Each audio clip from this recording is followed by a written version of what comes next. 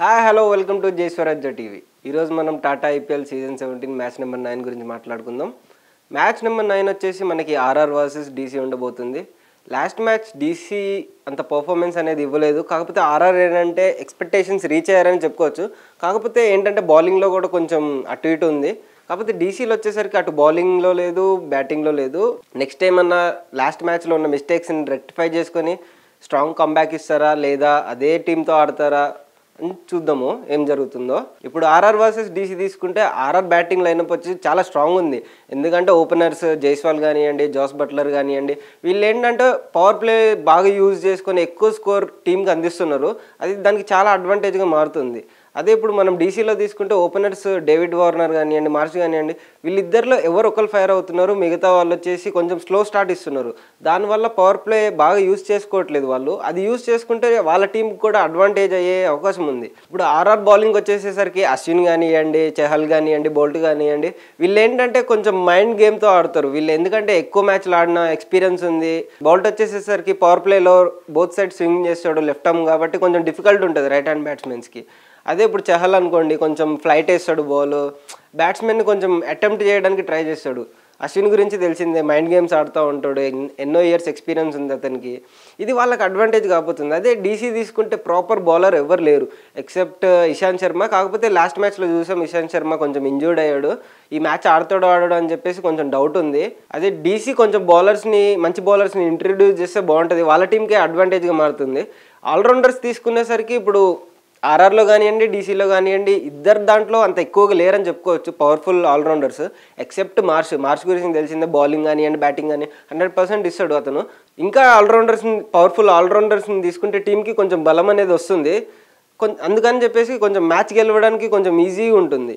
ఇప్పుడు డీసీలో తీసుకుంటే ఖలీల్ అహ్మద్ కానివ్వండి, మిగతా బౌలర్స్ ఎక్కువ కుల్దీప్ కానివ్వండి, వీళ్ళు ఏంటంటే లాస్ట్ మ్యాచ్లో అంత పర్ఫామ్ చేయలేదు. రన్స్ అనేది కొంచెం ఎక్కువ లీక్ చేసేసారు. అది టీంకి కొంచెం డిసడ్వాంటేజ్గా అయిపోయి కొంచెం అలా కొన్ని మిస్టేక్స్ అయితే ఉన్నాయి. ఆ మిస్టేక్స్ని కొంచెం రెక్టిఫై చేసుకొని బౌలింగ్లో కానివ్వండి, బ్యాటింగ్లో కానివ్వండి, మిడిల్ ఆర్డర్ కూడా కొంచెం స్లో అయిందని చెప్పుకోవచ్చు. మిడిల్ ఆర్డర్లో ఏంటంటే కొంచెం రన్స్ యాక్సిలరేట్ చేస్తే ఆ టీం టోటల్ అనేది కొంచెం ఎక్కువ అవుతుంది. ఆపోజిట్ టీంకి కొంచెం డిఫికల్ట్ అవుతుంది చేజింగ్. అప్పుడు టాస్ గెలిచి ఒకవేళ బ్యాటింగ్ తీసుకున్నా బౌలింగ్ తీసుకున్నా ఏంటంటే ఇప్పుడు ఆల్రౌండర్స్ అనేది మెయిన్. ఆల్రౌండర్స్ కొంచెం తక్కువ ఉన్నారని చెప్పుకోవచ్చు బోత్ టీమ్స్లో. కాకపోతే దీంట్లో ఏంటంటే బౌలింగ్ ఉంది, బ్యాటింగ్ ఉంది, ప్రాపర్ లైనప్ ఉంది. ఇటు డీసీకి తీసుకుంటే ఎక్సెప్ట్ మార్ష్ కానివ్వండి, ఏంటంటే వీళ్ళు part time bowlers, proper regular bowlers కాదు.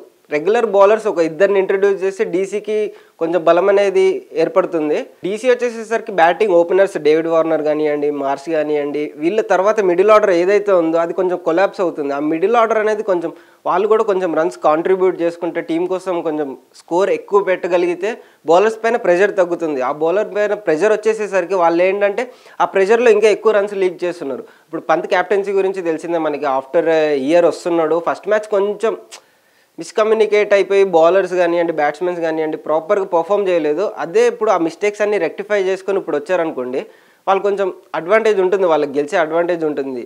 అదే ఇప్పుడు ఆర్ఆర్కి తీసుకుంటే ఆల్రెడీ ఒక మ్యాచ్ గెలిచేసింది. మళ్ళీ ఏంటంటే అది హోమ్ టౌన్ కాబట్టి వాళ్ళకి కొంచెం అడ్వాంటేజ్ అవ్వచ్చు. ఇప్పటివరకు మ్యాచెస్ చూసుకుంటే హోమ్ టౌన్లోనే అన్ని టీమ్స్ గెలిచాయి వాళ్ళ హోమ్ పిచ్చెస్లో.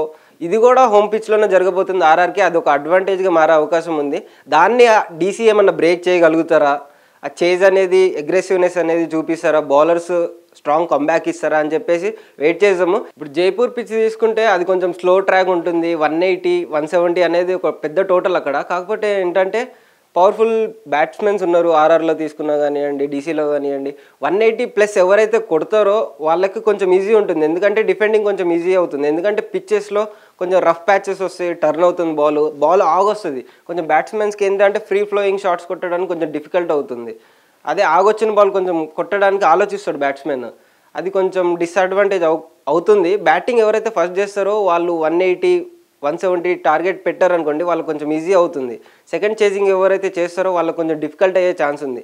మా ప్రిడిక్షన్ ఏంటంటే ఆర్ఆర్ గెలిచే ఛాన్సెస్ ఎక్కువ ఉన్నాయి. అటు డీసీ కూడా కొంచెం స్ట్రాంగ్గానే ఉంది. కాకపోతే బౌలింగ్ లైనప్ ఏదైతే ఉందో, మిడిల్ ఆర్డర్ ఏదైతే ఉందో అది అంత స్ట్రాంగ్ లేదు.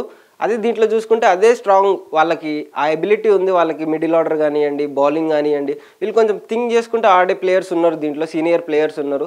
వాళ్ళకి ఇది అడ్వాంటేజ్గా మారే అవకాశం ఉంది. ఇలాంటి మరిన్ని ఇంట్రెస్టింగ్ అప్డేట్స్ కోసం కీప్ వాచింగ్ జై స్వరాజ్య టీవీ.